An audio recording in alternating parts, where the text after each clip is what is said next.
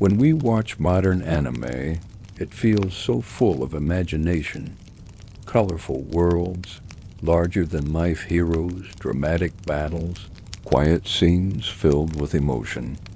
But hidden beneath these modern stories are shadows of a much older past. Long before animation, there was feudal Japan, a world of castles and villages, of strict codes and fleeting beauty, of samurai walking lonely roads and farmers bending over endless fields. That world, with all its contrasts between silence and conflict, order and freedom, became the soil from which anime grew. Anime is not only entertainment, it is memory. The way cherry blossoms fall across a character's shoulders, the way a lonely traveler walks down a dusty road, the way friendships are tested by loyalty and struggle, all of these are echoes of feudal Japan.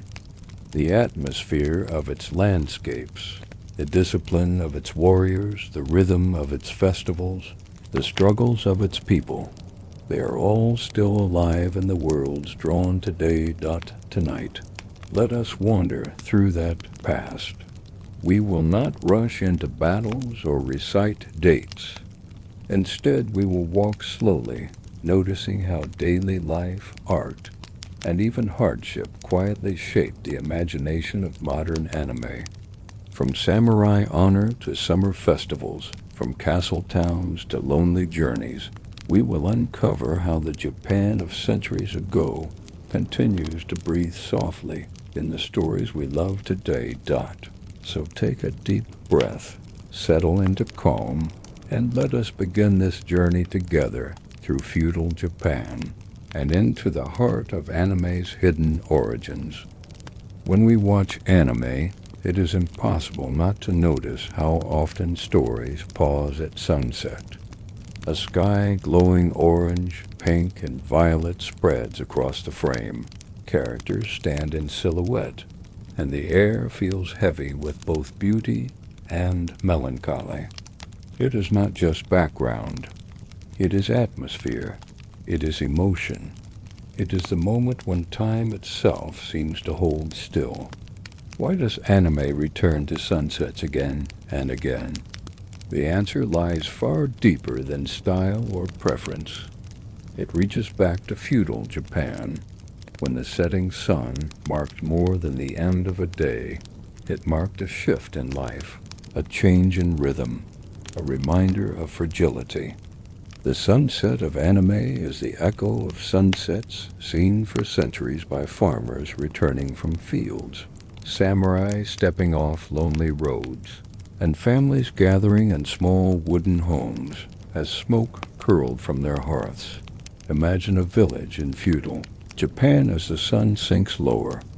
All day long, farmers have worked bent over rice paddies, their straw hats shading them from the relentless light. Children have run through the fields, helping with small tasks, chasing dragonflies, their laughter carried by the breeze. Merchants have traveled the dusty road, their backs heavy with bundles, their voices hoarse from bargaining in the marketplace. Samurai on patrol have walked slowly through the streets of the castle town, their presence a silent reminder of authority. Now, as the sun dips toward the mountains, everything begins to change. Shadows lengthen across the fields, the air cools, and the light softens into gold. Farmers shoulder their tools, children run home, merchants close their stalls, samurai return to their barracks. The world does not fall silent yet, but it shifts, moving from labor to rest. And as this happens, people glance at the horizon, where the sun's last fire burns against the sky. In that glow lies meaning. For the farmer, it is the reward of survival, the proof that another day's labor is complete, that his family will eat, that he has endured. For the traveler, it is a marker of time, telling him how far he has walked, how much longer until he must find a place to sleep. For the samurai, it is a reminder of duty finished and duty still to come. For the child, it is simply beauty, a sky aflame with wonder. These multiple meanings shape the cultural memory of sunset in Japan, and anime inherited them all. That is why, when a character stands in the fading light, we feel more than visual pleasure. We feel history, a deep recognition that sunset is not only natural, but emotional, not only light, but meaning. Sunsets also carried a certain fragility in feudal Japan. Once the sun was gone, darkness brought challenges. Villages lit lanterns, but roads grew dangerous, filled with shadows where bandits or wild animals might lurk. Families huddled indoors, their homes glowing softly against the night. In anime, this fragility returns in the way sunsets are often paired with farewells, confessions, or turning points. The beauty is heightened because it comes just before uncertainty, because it stands at the edge of darkness. Feudal villagers knew that night meant vulnerability, and so the last light of the sun carried both comfort and unease. Anime preserves this dual feeling, using sunset as the moment when emotions must surface, when words must be spoken, when time cannot stretch further. But beyond danger there was also peace. In castle towns, the evening bells signaled the closing of gates, the start of calm. Streets that had bustled with markets grew quiet, with only the faint sounds of footsteps and laughter drifting through. In villages, children sat with parents in the glow of hearths, listening to stories, eating simple meals. Outside, the sky glowed brilliantly, one last time before fading into indigo. This balance of beauty and calm, danger and safety gave sunsets a powerful role in the imagination of Japan. They were the transition point, the line between effort and rest, between exposure and shelter. That is why anime continues to return to them, because they naturally carry drama, even when nothing extraordinary happens. The way sunsets looked in Japan also mattered. The island's mountains, rivers, and seas created skies filled with shifting color. Clouds gathered against ridges, catching light in shades of crimson and purple. Reflections glimmered in paddies, turning fields into mirrors of the heavens. Wooden houses with paper windows glowed warmly against a fiery horizon. Every evening, the land itself seemed transformed, and people living centuries ago carried these images in their hearts. Anime artists, centuries later, draw on the same visual memory, the idea that a sunset is not only a time but a painting, a moment when nature itself becomes art. That is why anime sunsets are often so elaborate, so saturated with color, so moving that they stay with us long after the scene has passed. Picture now a young character in an anime standing on a hill as the sun sinks. He is quiet, perhaps holding back feelings he cannot say. The light turns his face gold, the wind stirs his hair, the sky burns around him. Viewers feel his emotion not only because of his expression, but because the sunset carries history. It recalls centuries of villagers, travelers, and warriors standing in the same light, feeling the same weight of endings and beginnings. The anime scene is modern, but its roots are old, stretching back to fields and roads of feudal Japan. And so every anime sunset feels like more than an image. It feels like a memory, a whisper from the past. It carries with it the patience of farmers, the discipline of samurai, the journeys of merchants, the laughter of children, the quiet of families gathering in the evening. It is the past drawn into the present, the old world glowing softly within the frames of modern art. When we see those skies turn orange and violet, when we watch petals drift against the horizon, when we feel the hush that comes with fading light, we are not only watching animation, we are standing again in feudal Japan, where every sunset was both an ending and a promise, both fragile and eternal. When we watch anime today, one of the most striking images is the figure of a hero standing with a sword, calm yet dangerous, silent yet powerful, someone who does not need to explain himself because his presence already tells the story. Whether it is a futuristic blade glowing with energy, or a simple katana worn by a wandering fighter, the image feels instantly familiar. The reason it feels so natural is because it comes directly from the memory of feudal Japan, where the samurai's sword was not only a weapon, but a symbol of identity, honor, and restraint. The katana shaped how people saw the samurai, and through centuries of cultural memory, it shaped how we see anime heroes. To understand the cool, stoic, sword-wielding figures of modern animation, we must walk back into the streets and roads of feudal Japan, where the presence of a blade defined both fear and admiration. Picture a samurai walking through a castle town. The streets are narrow, lined with shops selling food, cloth, or tools. Farmers have come from villages to trade. Merchants call out prices. Children run between stalls. In the midst of this noise, the crowd parts slightly for the figure of a man in layered robes. His sandals steady on the dirt, his eyes calm. At his side hang two swords, one long, one short, their handles wrapped in silk, their scabbards lacquered dark. No one dares to touch them. No one needs to be told what they mean.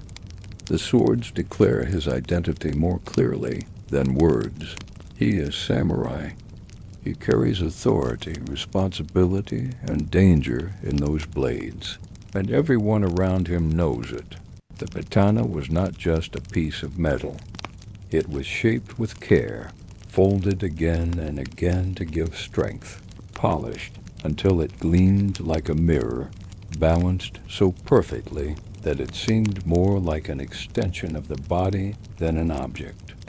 To hold such a sword was to hold centuries of skill, the labor of artisans who spent months forging it, the sweat of apprentices who hammered the steel, the patience of masters who perfected its curve.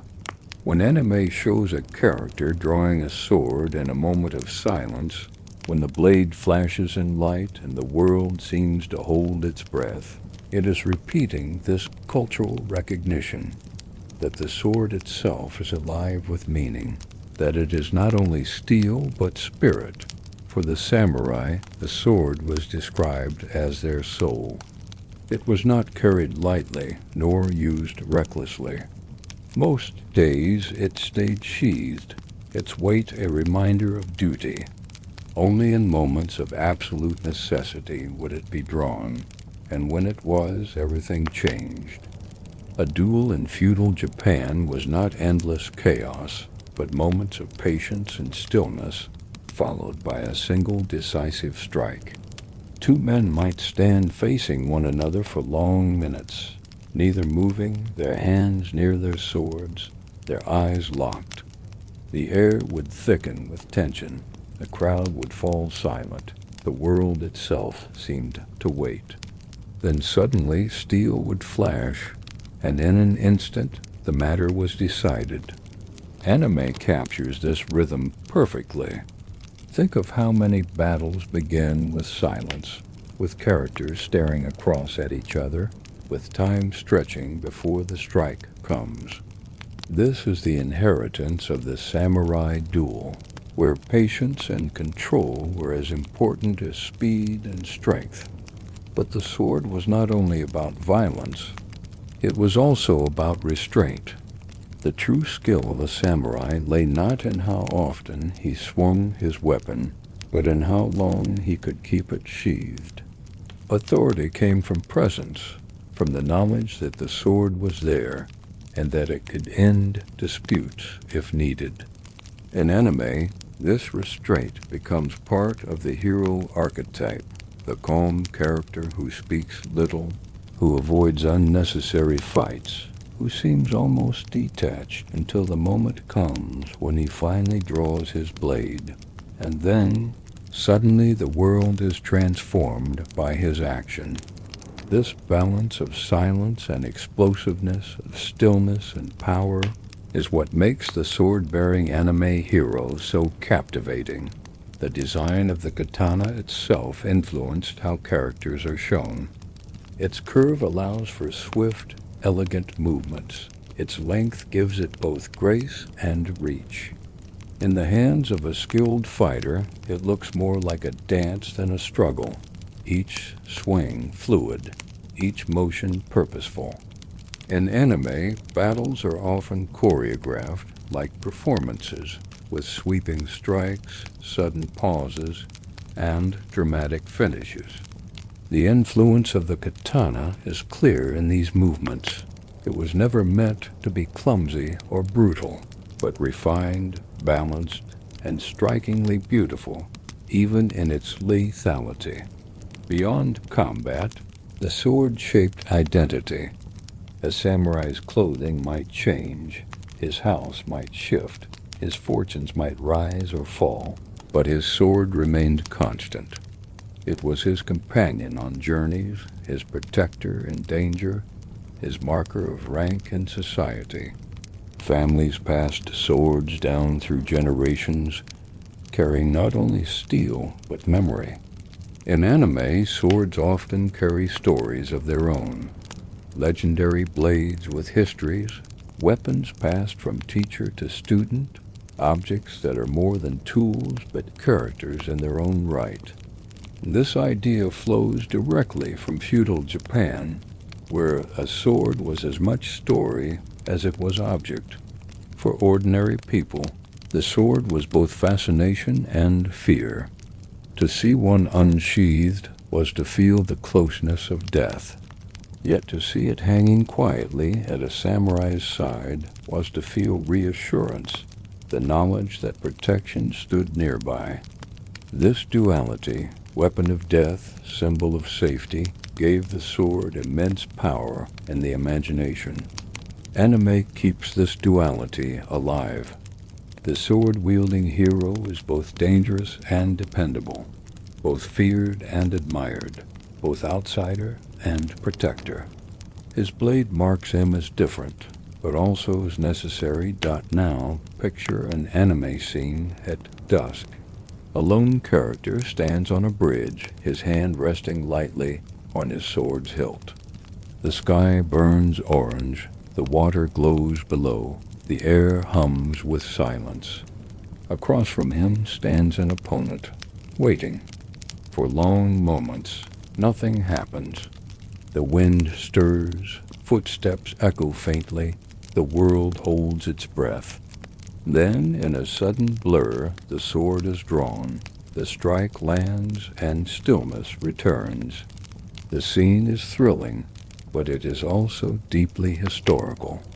It carries the memory of countless duels on dusty roads, of samurai whose lives were shaped by a weapon that was more than a weapon. Anime did not invent the cool hero with a sword. It inherited him. From the samurai who walked castle towns to the wandering ronin who drifted between villages, from the discipline of training yards to the silence of duels, the archetype was already there, waiting. The sword was the perfect symbol, graceful yet deadly, restrained yet explosive, ordinary in form yet extraordinary in meaning. And so, when we see a blade flash across the screen, when we feel the air grow heavy before a strike, when we admire the calm of a hero who carries his weapon like a shadow, we are not only watching animation. We are seeing the continuation of a centuries-old memory, glowing still with the light of history. When we speak of feudal Japan, our minds often turn first to the image of the samurai, the gleam of swords, the height of castles, or the drama of battles that shook the land. Yet beneath these symbols stood the true foundation of life, the villagers. They were the ones who bent their backs in the rice fields, who spun thread and wove cloth, who carried water from rivers, who baked simple meals over smoky fires, who raised children with patience and endurance. Their names were seldom recorded in chronicles, their faces forgotten in painted scrolls, but their presence was constant. They were the heartbeat of feudal society, the quiet rhythm without which no lord could rule. No castle could stand, no warrior could be fed. And though their lives seemed ordinary, it is precisely in their ordinariness that anime finds so much of its strength. For the villagers of the past became the models for the everyday characters who fill modern stories, the shopkeeper who offers advice, the student who grows into a hero, the neighbor who seems insignificant until their kindness changes everything. Imagine a small village nestled at the foot of green mountains. The roofs are thatched, patched again and again with bundles of straw. Wooden beams creak in the wind. Paper windows glow softly with light at dawn. Narrow dirt paths wind between houses, their edges lined with buckets, tools, and stacks of firewood.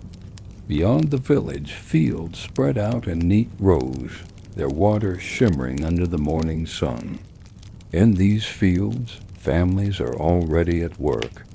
Men guide oxen pulling wooden plows, their muscles straining against the soil. Women bend low, planting seedlings with practiced hands, their straw hats wide against the heat. Children trail behind, carrying small bundles of seedlings or splashing playfully in the shallow water. Their laughter echoes across the valley, mingling with the calls of birds and the rustle of bamboo in the breeze. This was the rhythm of life, steady, repetitive, but also enduring. Every day the same tasks, the same struggles, the same small victories. A field weeded, a roof repaired, a basket woven. And yet, within these tasks lay quiet beauty. When anime lingers on the site of someone sweeping a porch, hanging laundry in the sun, or preparing a meal with careful hands, it is honoring this heritage of ordinary labor. It is reminding us that heroism is not only in battles, but in patience, in care, in the ability to sustain life day after day, that villages were communities where survival depended on cooperation. A single family could not plant, harvest, or defend itself alone. Neighbors worked side by side, lending tools, sharing labor, offering food in times of shortage. When a house collapsed under heavy rain, men gathered to rebuild its beams. Women brought water and food for the workers. Children carried straw for the roof. When harvest season arrived, the entire village poured into the fields, cutting and bundling rice, stacking it to dry in the sun. Songs were sung to keep the rhythm, jokes traded to lighten the weight of labor. In these moments, bonds deepened, and the village became not just a collection of families, but a living organism, each part supporting the others. In anime, this communal spirit lives on in countless stories. Groups of friends help one another, school clubs pull together to succeed, neighbors step in when someone falters. The message is the same as it was centuries ago. No one survives alone. Yet life was not only labor. Evenings brought moments of calm. Picture a family gathered in their courtyard as the sun sets. The father mends a broken tool, the mother spins thread, the children play with carved wooden toys. Smoke rises from the hearth, carrying the smell of rice cooking, of vegetables simmering, of fish drying by the fire. Outside, the air hums with insects, and the stars emerge slowly, filling the night with quiet brilliance. Neighbors visit, sharing stories of the day, laughter drifting softly through the dark. In anime, such scenes are everywhere. The quiet family meal, the group of friends sitting under the stars, the simple conversation that carries deep meaning. These are not inventions of modern imagination. They are inheritances of evenings repeated across centuries in villages of feudal Japan. Markets brought color and noise to village life. Once or twice a month, traders arrived with goods from beyond.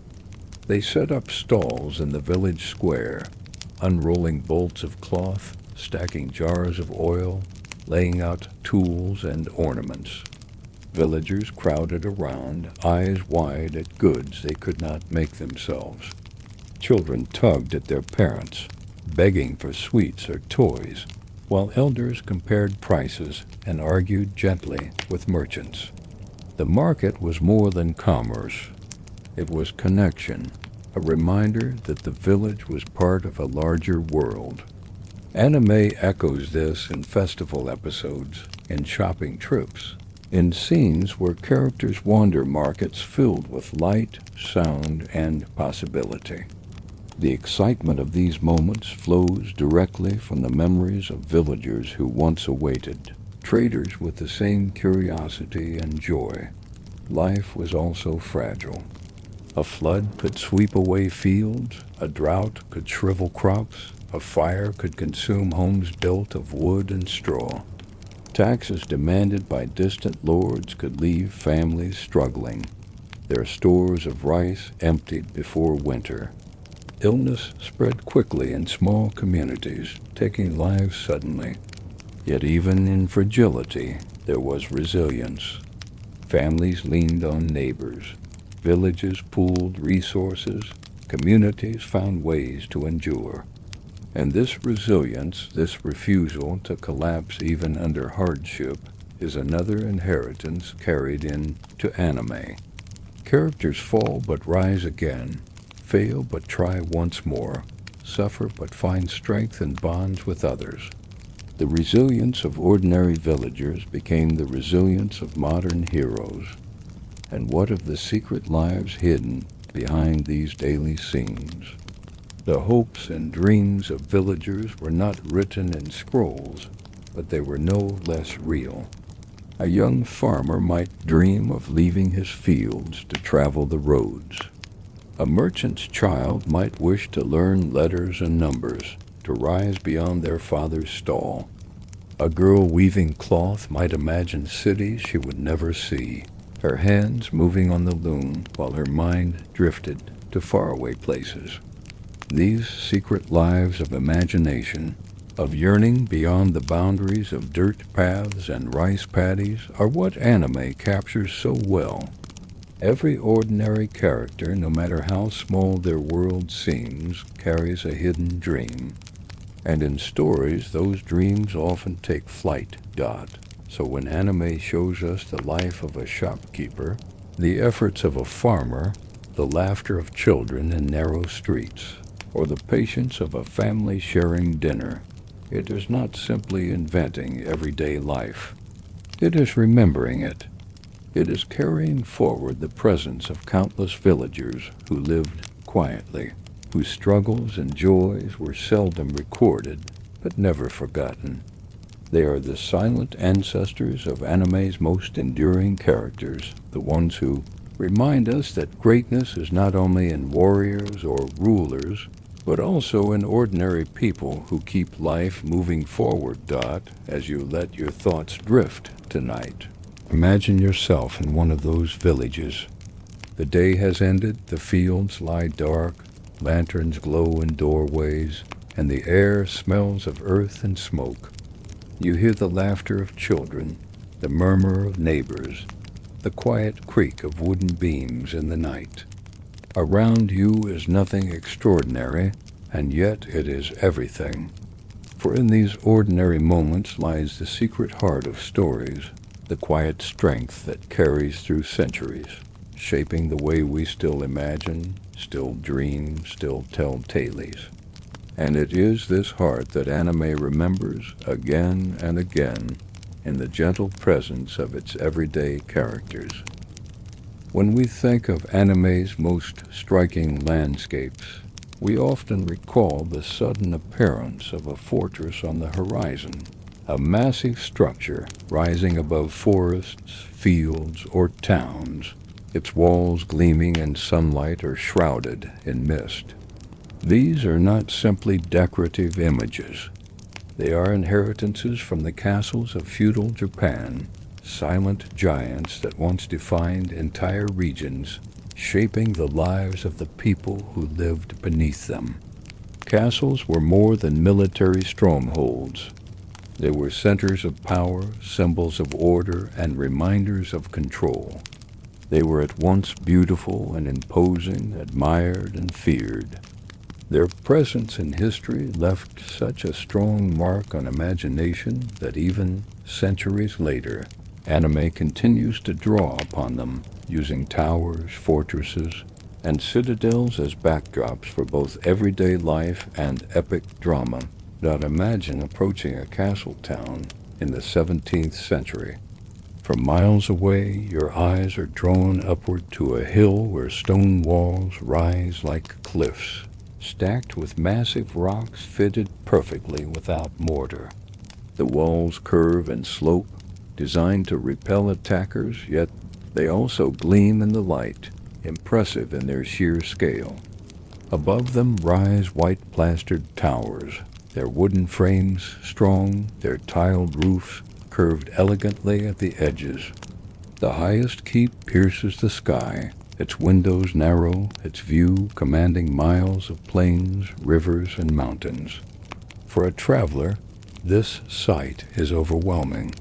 For villagers who lived nearby, it was the daily horizon, a constant reminder that power was close.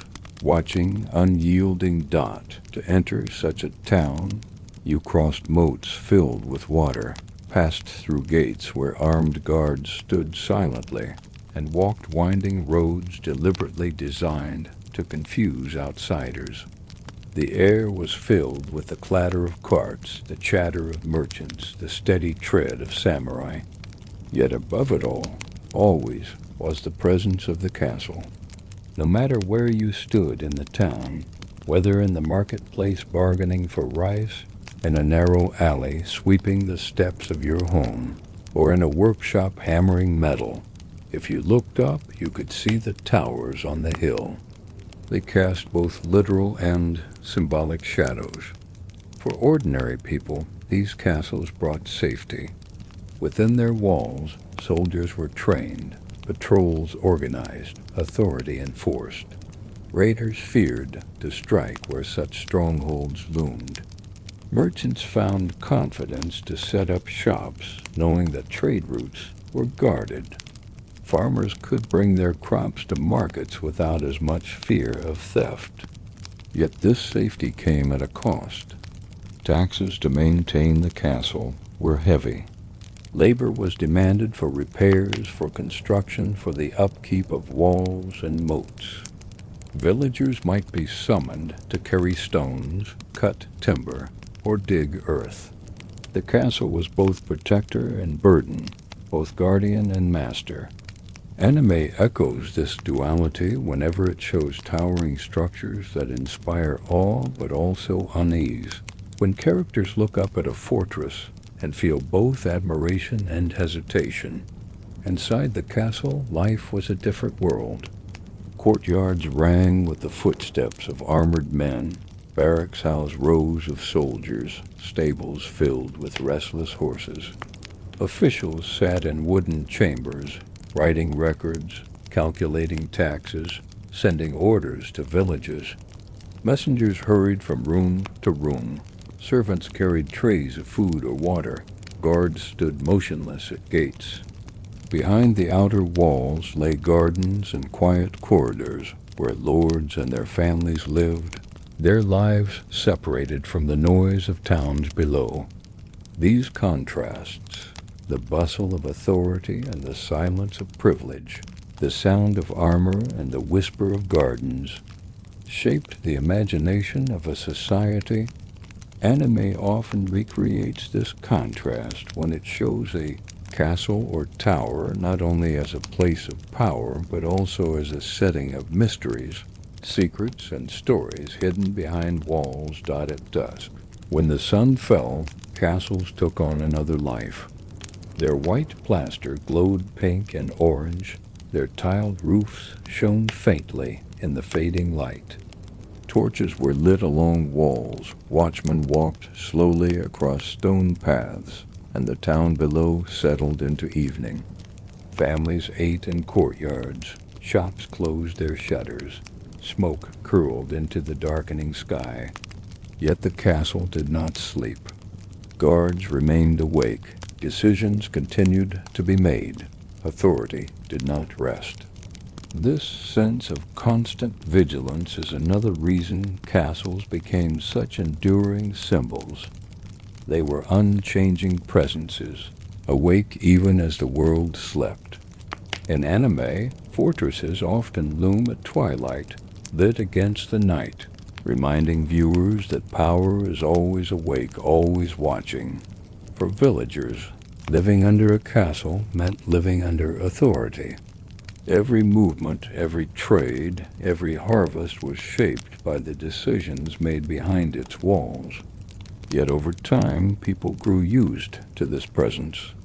The castle was not only a symbol of power, but also part of the landscape, as natural to them as the mountains or rivers. Children played in its shadow. Artisans sold goods to its soldiers. Festivals were held in its plazas. In anime, we see this familiarity too. Characters who grow up near such structures no longer marvel at them, but their presence shapes every aspect of their lives. The fortress is both background and destiny, both ordinary and extraordinary. There is also a silence to castles. Despite their size and their bustle, they stand as if eternal, unmoved by the passing of time. Their stones outlast generations. Their towers gaze endlessly at the horizon. This silence carries weight, a reminder that power continues even as individual lives fade. Anime embraces this silence in its backgrounds. The fortress on the hill that never speaks but always waits. The tower that stands still while characters laugh, cry, and struggle in its shadow. It is a presence that does not act directly, but influences everything. So when anime shows us a castle rising in the distance, it is not only giving us a setting, it is recalling centuries of memory, the awe of travelers, the burdens of villagers, the vigilance of soldiers, the silence of power. These castles are silent giants, backdrops that hold within them the stories of countless lives. They remind us that authority is both protection and weight, that beauty can also be burden, that power looms even when it says nothing. As you let your thoughts drift tonight. Imagine yourself walking through a feudal Japanese town at dusk. The market stalls are closing, the last light fades, and above it all, on the hill, the castle glows faintly against the sky. Its walls are ancient, its towers steady, its presence eternal. You feel both comfort and unease, both pride and humility, both belonging and restraint. This is the world that shaped Japan's imagination, and this is the world that anime still remembers.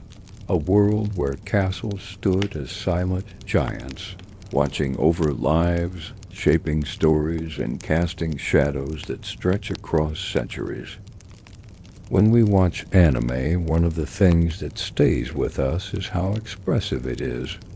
Characters laugh with wide open mouths, cry with streams of tears, glare with eyes sharpened into fire, blush until their whole face glows red. Even in the calmest stories, emotions are shown in ways so vivid that they almost leap off the screen. It is a language of exaggeration, a way of making inner feelings visible for all to see. This style did not appear by chance. It is rooted in centuries of performance, in the masks of no theater, in the painted faces and bold poses of kabuki actors, in the traditions of a culture where drama was as much about gesture and expression as it was about words. Anime inherited these forms, carrying them into a new medium where the face and the body can still say more than dialogue ever could. Imagine a stage in feudal Japan, lit only by lanterns, filled with the murmurs of an expectant crowd.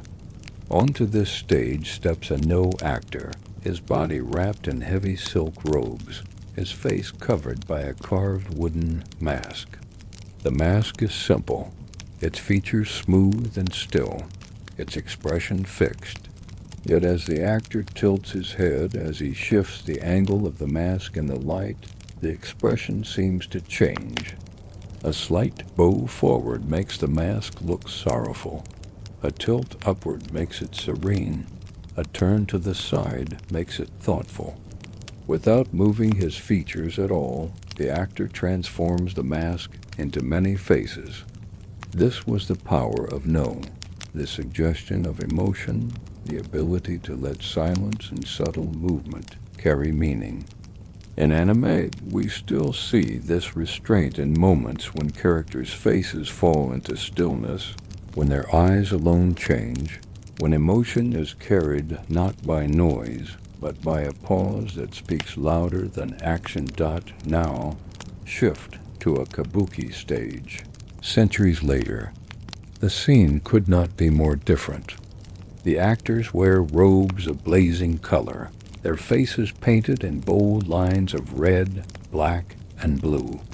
Their gestures are exaggerated, their voices thunderous, their movements sudden and sharp. At the height of a scene, an actor freezes in a dramatic stance, his body twisted, his face contorted into rage or triumph, his eyes wide and glaring. The audience gasps, applauds, shouts their approval. These frozen poses, known as mi, were the very essence of kabuki drama, a way of distilling the emotion of a moment into a single unforgettable image. Anime inherits this tradition every time a character stops mid-battle in an exaggerated pose, every time a close-up shows eyes glowing with determination, every time emotion is pushed beyond realism into the realm of art. What No and Kabuki shared was the belief that theater was not about naturalism, but about heightened reality. Emotions had to be visible from the back of the hall, felt even by those who could not hear every word. Masks and makeup, gestures and pauses gave emotion a body, a shape, a life. Anime took this principle and applied it to drawings. A frown is not just a frown. It is a darkening of the whole face, a shadow falling across the frame. Joy is not just a smile. It is a burst of color, a sparkle in the eyes, a laugh that fills the space. Fear is not just trembling. It is widened eyes, sweat drops flying, bodies shaking visibly. This willingness to exaggerate comes from centuries of performance that taught audiences how to read feelings not in whispers but in signs, as bold as banners that think of how often anime shows characters in masks, not always literal wooden masks, but symbolic ones. A character who hides his true feelings behind a blank expression. who tilts his head just enough to let us see sadness or joy. This is the no inheritance, where subtle shifts reveal hidden emotions. Then think of the moments when a villain grins so wide it seems unnatural, or when a hero freezes in a pose of determination while light flashes behind him. This is the kabuki inheritance, the love of spectacle, the belief that one stance, one face, can carry the weight of an entire scene. Anime blends these two traditions, the subtle and the extreme, into a single language of storytelling. In the towns of feudal Japan, theater was not a luxury for elites alone. Kabuki especially drew crowds of common people who packed into open-air spaces to watch tales of betrayal, revenge, romance, and loyalty. The actors became celebrities, their faces reproduced in woodblock prints, their gestures imitated by audiences. People laughed, wept, and shouted in response to the drama. Theater became a shared experience, one that bound communities together. Anime continues this role today, offering stories where emotions are big enough to be shared, where audiences across the world can laugh, cry, and gasp together at the same exaggerated expressions. The tradition of emotional spectacle, born on stage, lives on in animation. Yet, even in exaggeration, there was discipline. Kabuki actors trained to control every gesture, every pause, every expression. No actors spent years mastering the art of stillness. Their performances were not random, but precise, honed until every tilt of the head, every flick of the hand, every widening of the eyes carried meaning. Anime follows this discipline, too. Its exaggerations are not careless, but calculated, designed to heighten emotion at just the right moment. A sweat drop at the side of the head, a vein popping at the temple, a blush covering the cheeks, all are visual symbols, as carefully placed as the lines of kabuki makeup or the angles of a no-mask dot.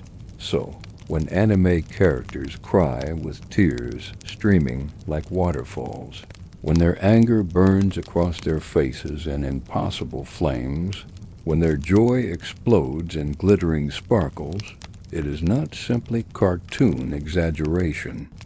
It is the continuation of a theatrical tradition where emotions were made visible, where audiences demanded to see feelings painted as clearly as colors on a stage. It is the memory of nose masks and kabuki's poses, drawn anew in frames of animation, exaggerated so that we may feel as deeply as possible. As you let your thoughts drift tonight, imagine yourself seated in a feudal Japanese town, the stage before you lit by flickering lanterns.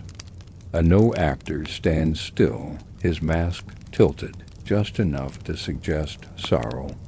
A kabuki actor leaps into a frozen stance, his painted face fierce, his robe flowing. The crowd gasps, shouts, applauds. These moments pass, but their spirit remains, carried forward into the way we still tell stories. And when you next see an anime hero clench his jaw, widen his eyes, and freeze in determination, or when you see a character's calm face tilt just enough to reveal hidden feeling, remember that you are also watching echoes of a stage centuries old, where faces told stories louder than words ever could.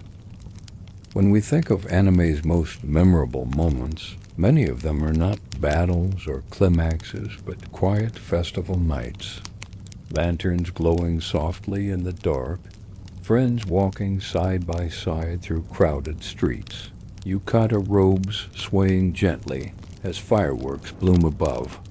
These scenes feel timeless, soaked in warmth, nostalgia, and fleeting beauty. They are not modern inventions. They are echoes of feudal Japan, when summer nights came alive with festivals that transformed ordinary towns into worlds of light and sound. These gatherings were not only diversions but essential rhythms of life, marking the passage of seasons, binding communities together, giving joy and relief after long labor in the fields. The atmosphere of fireworks and lanterns, laughter and music has never died. It lives still, carried into anime as one of the most powerful ways to show connection, memory, and the beauty of moments that do not last. Picture a hot summer day in a village centuries ago.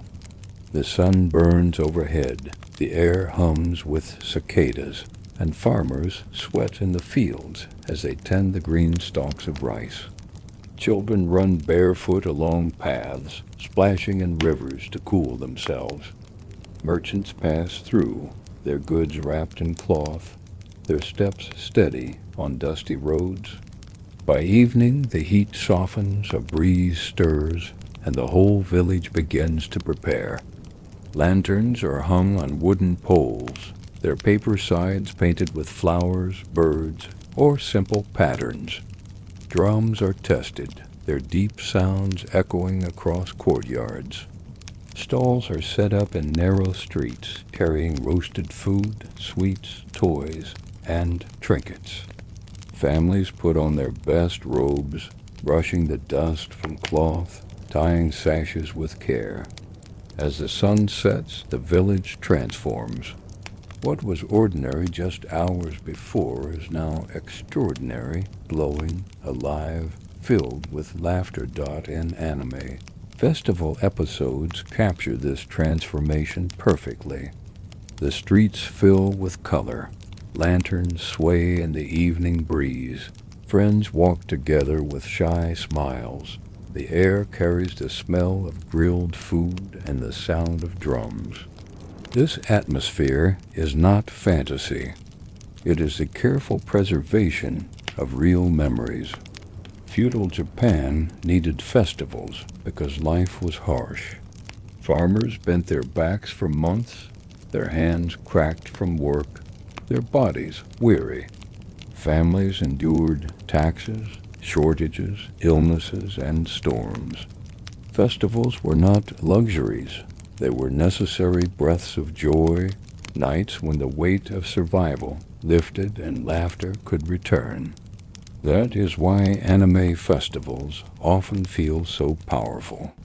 They are not only events in the story, they are reminders of the deep human need for joy after labor, of celebration as survival. Imagine walking through a festival street in a castle town.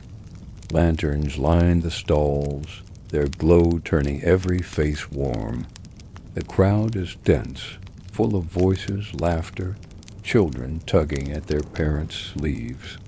A potter displays small cups with painted designs. A merchant roasts skewers over hot coals, the smell drifting temptingly through the air. A toy maker sells spinning tops, their bright colors catching the lantern light. Musicians play flutes and drums, their rhythms guiding dancers who move in circles, their sleeves flowing, their steps timed to the beat. Above it all, the sky is dark, and suddenly a firework bursts, a flower of light spreading in silence before its sound crashes down, echoing through the town. The crowd gasps, then cheers, their faces turned upward. For a moment everything stops, and the night belongs only to light and wonder. Anime has inherited every detail of this scene. A shy glance between two characters as fireworks glow above them. The group of friends laughing as they eat festival food, their voices blending with the crowd. The quiet shot of lanterns swaying as music drifts in the distance. Even the moment of melancholy. A character standing apart, watching the joy of others. Their feelings heavy in the midst of celebration belongs to this tradition. Festivals were always bittersweet. Their beauty was heightened by the knowledge that they ended quickly, that the lanterns would burn out, that the fireworks would fade, that tomorrow would return to labor. Anime captures this feeling with mastery, using festivals not only for joy but for confessions, farewells, or turning points in relationships. The lantern itself became a symbol of this fleeting beauty. Made of fragile paper, lit by small flames, they glowed warmly but could be extinguished with the faintest wind. Villages strung them across squares, lined them along roads, floated them down rivers. Each lantern was a light in the darkness, a reminder of life's fragility and its brilliance. Anime remembers this in every lantern-lit scene, where characters walk through glowing streets, their faces bathed in soft light. The lantern is not only decoration, it is memory, the inheritance of centuries of nights when fragile lights carried entire communities through darkness. The sound of fireworks also mattered deeply. In feudal Japan, fireworks were rare and magical, brought out only for the grandest occasions. To see the night sky split open by fire was to feel awe, to feel connected to something beyond the ordinary. Crowds cheered not just for the spectacle, but for the sense of being together, united under the same glowing sky. Anime uses fireworks the same way, as climaxes of emotion, moments when silence breaks into wonder, when hearts beat faster under bursts of light. A confession of love under fireworks feels so natural in anime because for centuries, fireworks themselves were moments when words unspoken seemed suddenly possible. Even after festivals ended, their memory lingered. Children fell asleep still holding toys, their faces sticky with sweets. Adults carried home the warmth of shared laughter, the smell of grilled food still on their clothes, the songs of dancers echoing in their ears. The streets returned to silence. Lanterns burned low, stalls packed away. But the feeling remained, a reminder that joy had been possible, that life was more than hardship. Anime lingers on these endings too. The quiet walk home after fireworks, the silence after laughter, the soft sadness that beauty has passed. These scenes resonate because they mirror centuries of people walking home under dark skies, carrying joy and melancholy together. So when we watch anime and see summer festivals, we are not watching invention, but memory. We are watching the continuation of countless nights when lanterns glowed, fireworks bloomed, music played, and ordinary lives were transformed into moments of wonder. We are seeing the survival of traditions that gave meaning to survival itself, that turned seasons into emotions, that turned fleeting hours into lasting memories. The festivals never died. They live on in animation, where every lantern, every firework, every summer night glows with the same warmth as it did centuries ago. As you let your thoughts drift tonight, imagine yourself walking through one of those festival streets. Lanterns glow above, the crowd hums with joy, the air smells of roasted food and sweet treats, music drifts on the breeze, and fireworks light the sky. For a few hours, you are no longer burdened by labor or fear, no longer tied to hardship. You are simply alive, surrounded by others, basking in fragile, fleeting beauty. This is what festivals gave to feudal Japan, and this is what anime still remembers, that even in the hardest lives there must be nights of light. When we think of anime heroes, one of the most enduring archetypes is the lone traveler. He walks down empty roads, his figure small against mountains or sunsets, his past heavy with scars, his future uncertain. He speaks little, trusts few, and carries within him a sense of quiet strength and sadness. He may join others for a time, but he is always marked by solitude, by the weight of having no place to belong. This figure is more than just a trope. It is a direct descendant of the wandering Ronin of feudal Japan, samurai without masters, cast adrift in a world that valued loyalty above all.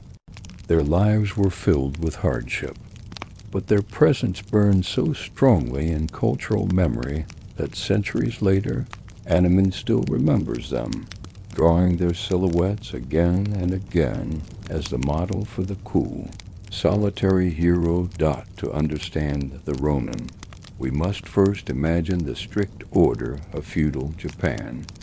Every samurai was bound to a lord, serving in return for land, payment, or protection. Loyalty was the foundation of their identity. But when a lord died, was deposed, or lost favor, his retainers often found themselves stripped of status. Suddenly, men who once walked proudly with two swords at their side had no place in the order of society. They became ronin, literally wave men, drifting without anchor, tossed about like waves on the sea.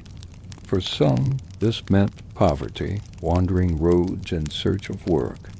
For others, it meant turning to teaching, to odd jobs, or even to banditry. Whatever their path, they carried the mark of being outsiders, men without masters, men who belonged nowhere. Picture a ronin walking alone along a dusty road. His clothing is worn, his sandals frayed, his robe patched from years of travel. Yet at his side he still carries a sword, its lacquer cracked, but its blade sharp. His posture is upright, his eyes steady, his presence quiet but commanding. Villagers watch him pass with mixed feelings.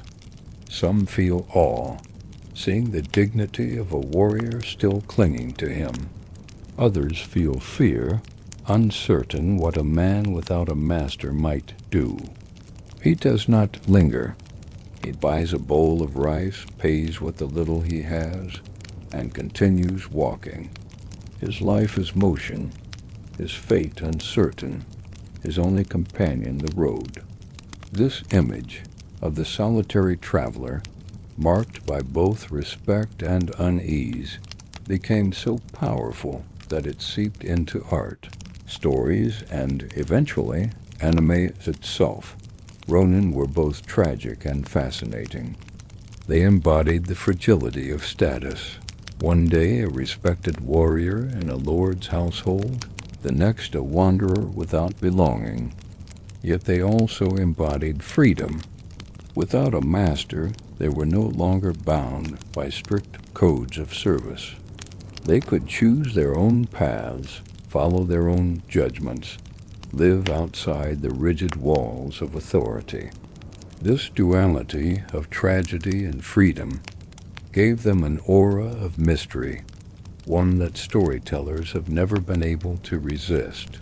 Anime captures this duality perfectly in its lone wolf heroes, who are at once burdened by past loss and liberated by independence, who walk between worlds without fully belonging to either. The Ronin's life was harsh. Many struggled to find food, taking odd jobs as guards, teachers, or laborers.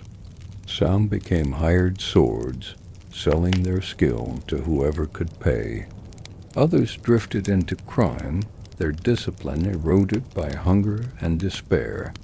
But some carried themselves with quiet dignity, holding to their training even without position.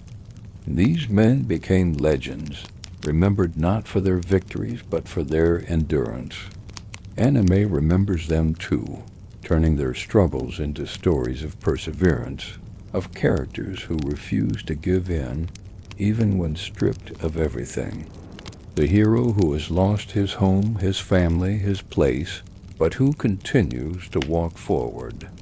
This is the Ronin's shadow, alive in modern frames. The Ronin also brought drama to society itself. To the lords and officials of feudal Japan, they were unsettling. Men trained in the art of war, wandering without allegiance, could not be fully trusted. Yet to the common people, they sometimes seemed like figures of justice, willing to act outside the rigid codes of power. Tales grew around them, of lone swordsmen who defended villages from bandits, of wanderers who righted wrongs without expecting reward, of drifters who appeared suddenly, changed the course of lives, and vanished again into the horizon. Anime repeats these tales constantly. The stranger who enters a town, faces injustice, helps those in need, and then leaves quietly as one of the most familiar storylines in animation, a direct descendant of the Ronin's legend. Even the silence of the Ronin became part of their myth. Without masters to command them, they had little need for many words. Their presence was their language. A steady gaze, a hand near the sword, a step into a room. These spoke louder than speeches. In anime, the lone hero often speaks sparsely, his meaning carried in pauses, his emotions shown in action rather than explanation. This is not modern style alone. It is the inheritance of centuries of storytellers who learned that Ronin were most powerful when silent. Their mystery deepened by what they did not say. At night, the Ronin's solitude grew deeper. Imagine him sitting by a roadside fire, his bowl of rice half empty, his sword laid carefully within reach. The stars stretch overhead, the insects hum in the dark. The road lies silent except for the distant bark of a dog in a village far away. No one waits for him, no one expects him, no one calls him home. Yet he sits upright, awake, carrying his burden, without complaint. Anime often mirrors this solitude in quiet scenes. A hero sitting alone at a campfire, a figure silhouetted against the moon, a wanderer pausing before continuing into the unknown. These images carry a calm sadness, a beauty born of loneliness that audiences feel deeply even today. And yet, despite their solitude, Ronin captured admiration. They represented independence in a society of strict hierarchies, a reminder that a person could exist outside the system, living by his own choices. They also represented resilience, the ability to survive stripped of everything, to keep walking when the world had no place for them. Anime has turned this admiration into countless archetypes: the lone swordsman, the drifting hero, the quiet outsider who becomes the heart of a story. Even in futuristic worlds with spaceships or robots, the Ronin spirit lingers, shaping heroes who walk their paths alone, but carry with them the dignity of centuries past. So when we see an anime character walking down a long, empty road, his silhouette dark against the sky, his steps steady but solitary, we are not only watching a modern story, we are watching the memory of Ronin, men who once walked the same road centuries ago, carrying their swords and their solitude, admired and feared, tragic and free. The archetype of the lone wolf hero is not invention. It is inheritance, drawn softly but powerfully from the wandering figures of Japan's past. As you let your thoughts drift tonight, picture a Ronin on the road. The fields stretch out around him, the mountains rise in the distance, the sun sets behind him in a blaze of color. His robe flutters in the wind, His sword rests at his side. His eyes are calm and unreadable. He walks without hurry, without destination, yet with purpose known only to him. This is the image that shaped imagination, the silhouette that still lives in anime. A man alone, a wanderer without home, carrying with him the dignity of solitude and the quiet strength of survival. When we look at anime today, journeys often shape the very core of stories. A group of characters traveling together, a lone wanderer meeting strangers on the road, a marketplace that bursts with life as the travelers pass through. All of these images carry the feeling that the world is larger than the character's own home, that roads connect destinies. This idea is not modern. It is born from feudal Japan, when merchants, not warriors, were often the ones who ruled the roads. They may not have carried swords, but they carried goods, stories, and change from one town to another. Their steps along dusty paths shaped the flow of life. Their voices filled markets, and their very presence created a rhythm of exchange that connected distant places. Though they were often overlooked in the chronicles of the powerful, merchants left behind a memory strong enough that anime continues to echo it every time a character meets a stranger in a market, joins a journey with a traveler, or watches the world unfold along a road. Imagine a long road stretching through fields and mountains, the surface little more than packed earth, rutted with cart wheels and worn by countless sandals. On this road walks a merchant, his robe simple but sturdy, his back bent slightly under the weight of goods tied carefully in bundles. Some merchants lead horses or oxen laden with heavier loads, while others carry everything themselves. Cloth wrapped in straw, jars of oil or vinegar, tools of iron or bronze, toys of painted wood. Each step is steady, cautious, for the journey is long and the path uncertain. Rain may turn the road to mud. Summer heat may burn the skin. Winter winds may bite sharply. Yet merchants endure, because without them, villages would remain isolated, their lives cut off from the flow of goods and ideas that roads could carry. Along the roads, merchants met others, fellow travelers, ronin seeking work, entertainers moving from town to town, pilgrims, farmers on errands. Inns dotted the routes, offering straw mats, bowls of rice, and water for weary travelers. Around these inns, small communities thrived, catering to the endless flow of footsteps. Merchants were often at the center of these encounters, bringing news of distant towns, sharing rumors of changing markets, carrying stories as easily as they carried goods. In anime, when a character meets a stranger who alters the course of the story, or when a group pauses at a roadside inn filled with chatter and warmth, these scenes are echoes of such encounters, where the presence of a merchant or traveler changed the direction of countless lives. Markets were the beating heart of a merchant's journey. Imagine a castle town's market day. The squares crowded, voices rising in countless pitches. Merchants lay out cloth in shimmering colors, display tools that gleam in the sunlight, hang trinkets that catch children's eyes.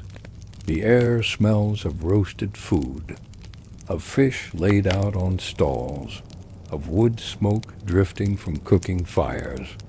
Farmers arrive with baskets of vegetables, hoping to trade for salt or cloth. Artisans bring pottery, weavings, or carved objects. Children dart between legs, laughing, while adults argue gently over prices. Merchants stand at the center of it all, calling out their goods, demonstrating their quality, coaxing buyers with practiced smiles. In anime, when we see scenes of festivals or bustling markets, full of voices, laughter, and color, we are seeing the survival of these moments, the vibrancy of feudal marketplaces drawn alive again on the screen. Yet the life of a merchant was not easy. The roads were dangerous. Bandits lurked in forests, waiting to seize goods from unwary travelers. Sudden storms could wash out bridges, leaving travelers stranded. Illness could strike on the road, with little help available far from home. Merchants often traveled in groups for safety, their footsteps many, their eyes watchful. Guards were sometimes hired, often ronin willing to sell their skills. In anime, these dangers become the background for adventure. A caravan attacked by thieves, a journey delayed by storms, a wandering swordsman stepping in to defend a merchant. These plot lines are direct echoes of realities faced centuries ago by those who lived on the road. Merchants also lived in a paradox. In society's strict hierarchy, they were often considered lower than farmers and artisans because they did not produce goods but merely move them. Yet in practice their role was essential, and their wealth often grew. Some merchants became powerful enough to influence entire regions, their trade networks giving them more sway than samurai in certain places. This contradiction, low in rank but high in influence, made them both admired and resented. Anime remembers this paradox in characters who are underestimated but quietly powerful, or in the traveling merchant who seems humble but carries wisdom or strength, hidden behind a simple exterior at night. When the market closed and the roads grew quiet, merchants rested in roadside inns or in the corners of towns. The flicker of lanterns lit their rooms, their goods stacked safely nearby. They shared meals with strangers, told stories of their journeys, listened to tales from others. Outside, the roads stretched on into darkness, carrying silence and mystery. Anime captures this feeling in quiet travel episodes, the group sitting together by firelight. The hush of night broken only by footsteps on the road, the sense that the world is vast and filled with hidden stories waiting at the next turn.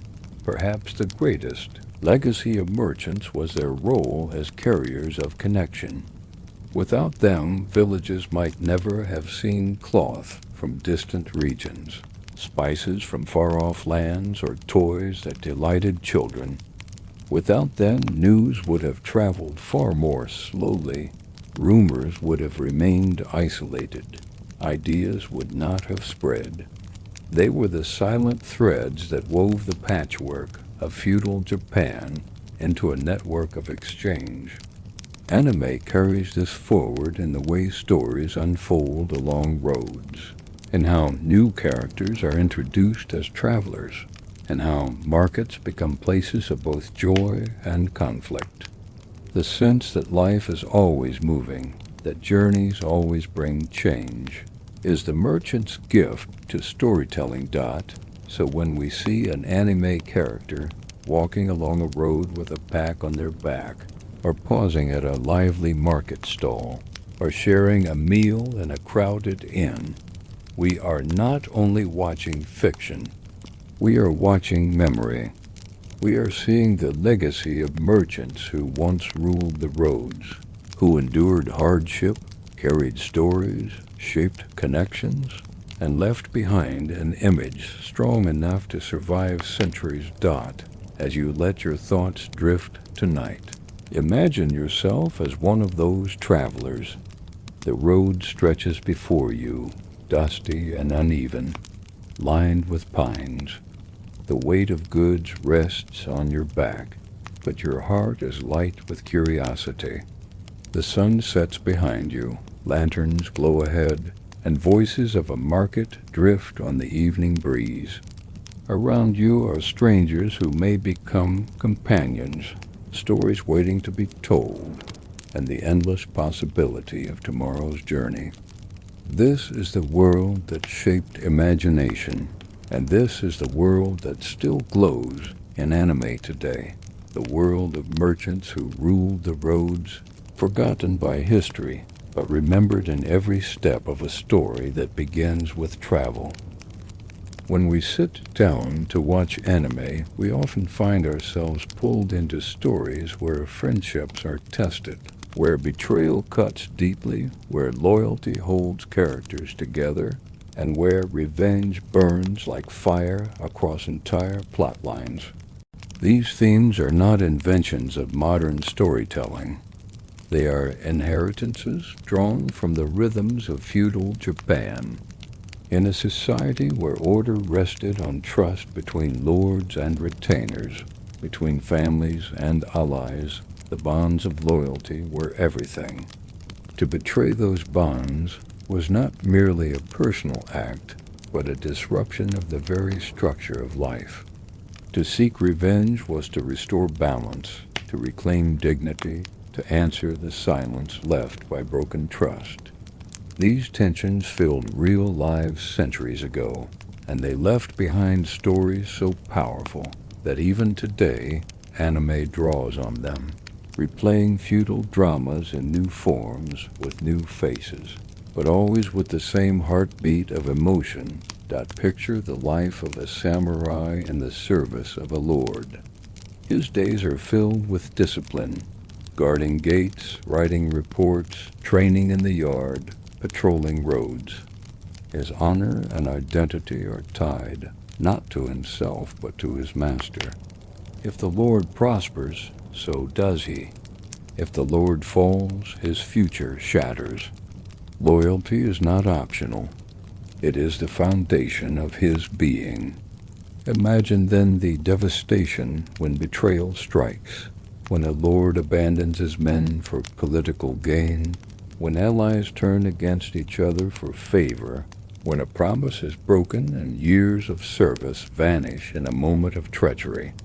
The pain of such betrayal was searing, not only personal but communal, as families and retainers bore the consequences together.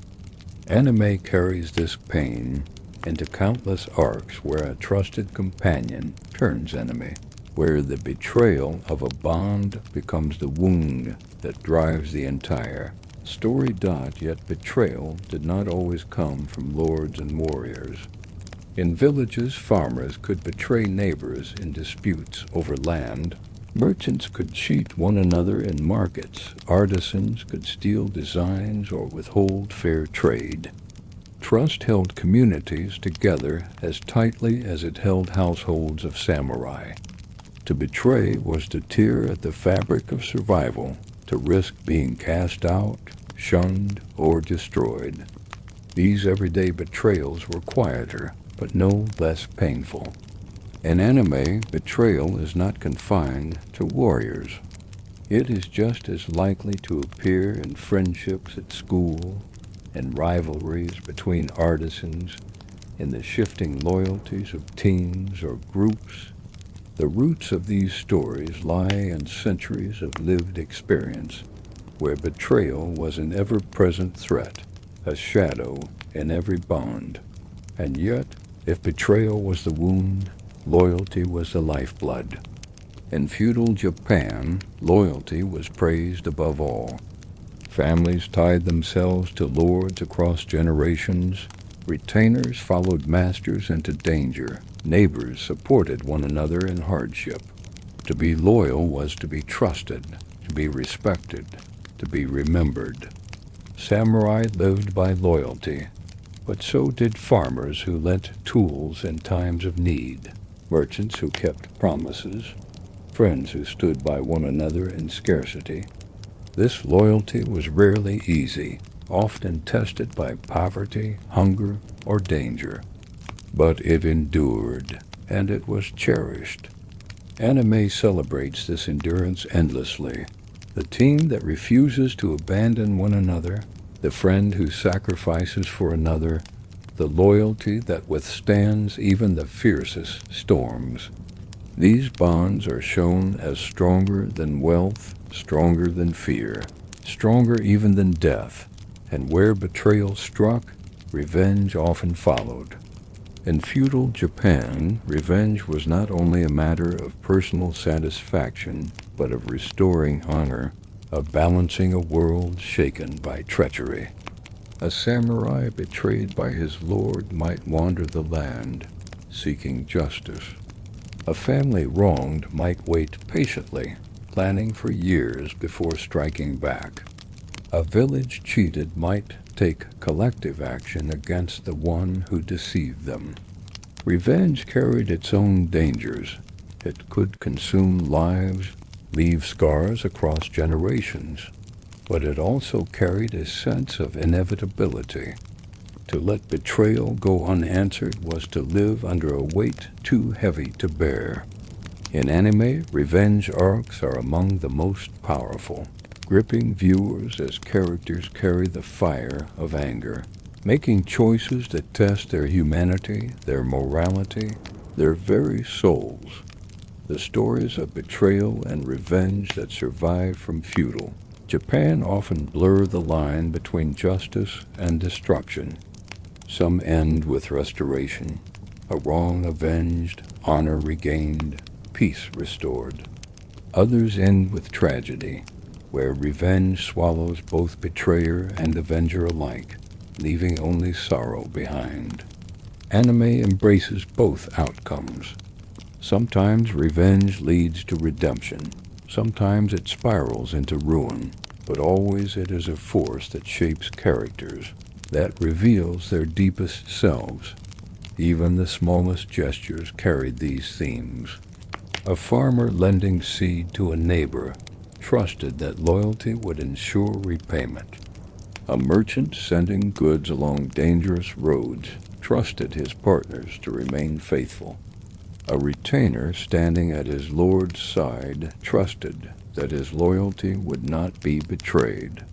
In each of these small exchanges lay the seeds of trust or treachery, loyalty or betrayal, endurance or vengeance. Anime magnifies these seeds, turning them into the great arcs of friendship and rivalry, of trust broken and restored at night. When villages quieted and castles loomed dark against the sky, people told stories. They spoke of betrayals that shattered households, of loyal friends who saved lives, of revenge sought across years. These stories traveled down generations, carried in whispers and songs, until they became part of the cultural imagination. And now, centuries later, anime repeats them, dresses them in new clothing, places them in new worlds, but tells them again and again. Because they remain true, because they remain human, because they still move us as deeply as they did long ago. So when you see an anime, characters stand in shock as a trusted ally turns against them. Or when you see a group hold hands and refuse to abandon one another, or when you see a hero walk into the fire of revenge, know that you are not only watching fiction. You are watching echoes of feudal Japan, where loyalty was life, betrayal was death, and revenge was destiny. These were the plots that shaped centuries, and they are still the plots that shape our stories today. As you let your thoughts drift tonight, imagine yourself in a small castle town. The streets are narrow, the lanterns glow, the night air is heavy. Somewhere within the walls, a promise has been broken, a betrayal committed. Somewhere else, a friend stands guard, loyal beyond reason. And along the road, a wanderer walks, carrying in his heart the fire of revenge. These are not only stories, they are the pulse of history, carried forward into the frames of anime, alive still in every betrayal that shocks us, every loyalty that comforts us, every revenge that makes our hearts race. When we think about anime, we often imagine something modern, bright colors, moving frames, voices, and music blending together into stories that feel alive. Yet if we look closer, anime is not only modern invention, but also the latest chapter of a much older journey. That journey began centuries ago when people in feudal Japan told stories not through moving pictures, but through scrolls, prints, performances, and spoken words. Every pause in anime, every careful composition of a frame, every exaggeration of expression carries a memory of those older forms. The path from scrolls to screens is long, but the thread is unbroken, carrying images and rhythms from the quiet rooms of the past into the glowing screens of the present. Imagine a painted emakimono scroll, rolled tightly until the storyteller sits down to reveal it. Slowly, the scroll is unrolled across a table, showing scenes one after another. A battle spreads across the parchment, soldiers clashing, horses charging, arrows flying. But instead of being told in a single image, the story unfolds gradually, each unrolled section adding more, pulling the viewer along as if walking through time. Or perhaps the scroll shows daily life, a wedding procession, a rice harvest, a festival with lanterns glowing against the night.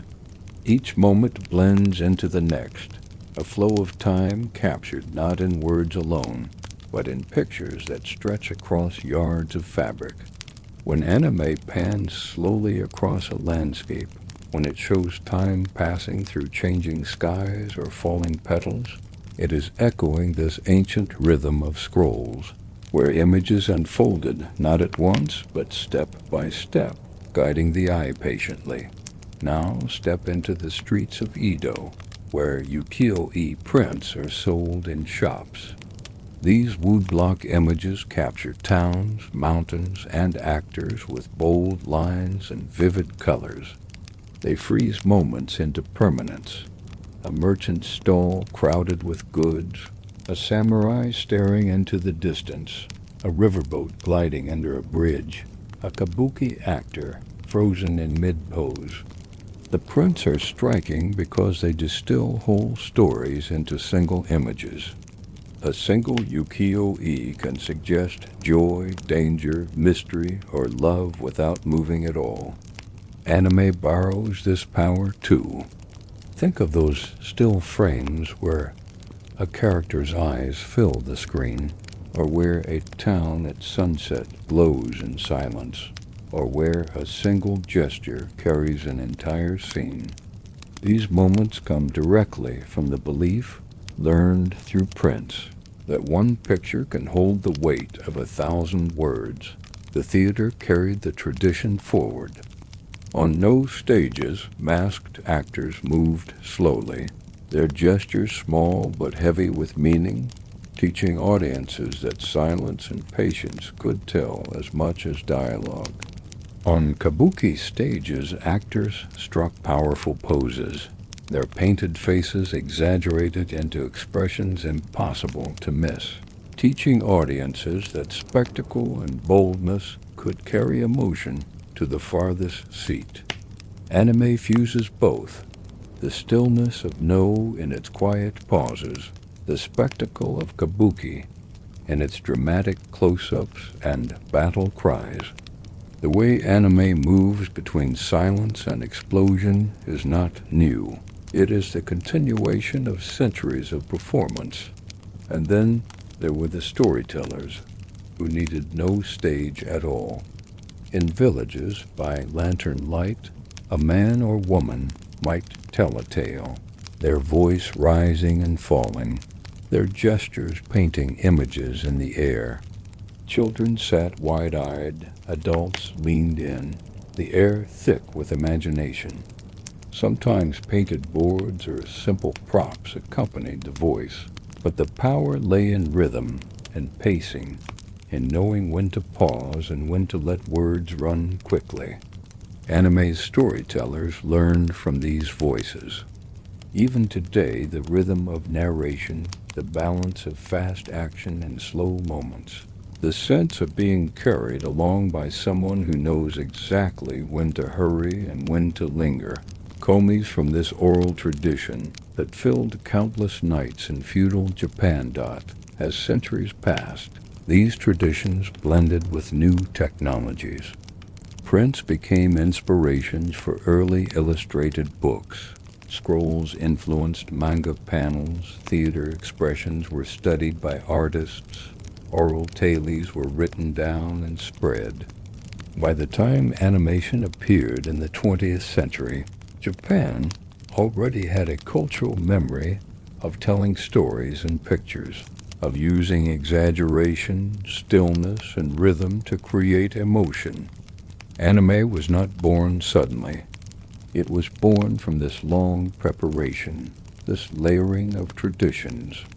That is why it feels so uniquely Japanese, even when it tells stories of space, robots, or fantasy worlds, because its roots are still in scrolls unrolled slowly, in prints admired in shops, in masks tilting on darkened stages, and voices carrying stories across village nights. So when we watch anime today and are moved by a sunset that lasts longer than expected, or by a close-up that freezes a face into unforgettable expression, or by a scene that unfolds with patience instead of speed, we are not only watching modern style, we are watching history carried forward. We are watching the thread from scrolls to screens, unbroken, glowing still. As you let your thoughts drift tonight, imagine yourself in a room lit by lantern light. Before you, a scroll is unrolled slowly, its images moving like a river. Outside, prints hang in shop windows, their colors glowing against the street. On a stage, an actor freezes in a bold stance, his painted face alive with emotion. And somewhere a storyteller's voice rises in the night, carrying tales to children who listen with wonder. All of these moments, centuries apart yet connected, flow together until they reach your screen, until they become anime. This is the journey of stories, patient, enduring, always changing, yet always the same. As our journey comes to an end, we find ourselves looking back over the long path we have walked, from the fields of feudal villages to the towers of silent castles, from masks lit by lanterns on ancient stages to glowing fireworks in summer skies, from the lonely roads of Ronin to the crowded markets of merchants, from scrolls unrolled slowly in dim rooms to the colorful worlds of modern screens. What may have seemed like distant fragments, the laughter of children in a village, the discipline of a warrior, the glow of lanterns, the silence of a mask, all come together into something larger. They weave themselves into the heart of anime, into the stories that today reach millions, carrying within them the echoes of centuries past. Feudal Japan shaped not only its own time, but also its future imagination. The way people lived, the way they celebrated, the way they endured hardship and betrayal, the way they told stories with pictures, with gestures, with voices. All of these became part of the cultural memory that anime inherited. When we see a lone hero walking into the horizon, we are remembering Ronin on dusty roads. When we watch friends share food at a festival, we are remembering villagers laughing under lanterns. When we notice how a single pause in anime carries the weight of silence, we are remembering the patience of no. When we see exaggerated faces or dramatic poses, we are remembering the spectacle of kabuki. When we follow slow pans across landscapes, we are remembering scrolls unrolled patiently. Every frame of anime, no matter how modern it seems, carries something ancient within it. Perhaps that is why anime feels so alive to us. It does not only tell stories of fantasy or futuristic worlds. It tells stories of humanity, of loneliness and companionship, of loyalty and betrayal, of beauty and fragility, of joy that burns bright and then fades softly, like lanterns at night. These are not simply Japanese themes, nor only feudal ones. They are human truths, carried through time, whispered again in new forms, glowing on screens but rooted in earth, in fields, in roads, and the quiet pulse of daily lives lived long ago. So as you close your eyes tonight, imagine yourself resting in a quiet Japanese town of centuries past. The castle looms above, its towers glowing faintly in the moonlight. Lanterns sway gently in the evening breeze, their light soft against narrow streets. From distant fields, the smell of earth still lingers. Somewhere, a ronin walks a lonely road, his figure fading into the night. Somewhere else, a family gathers in a courtyard, their laughter rising softly into the dark. And high above, fireworks bloom and vanish, leaving silence behind. These moments drift together into memory, into imagination, into stories that will never die. Anime is not only entertainment, it is a bridge between past and present, between fields and screens, between silence and spectacle.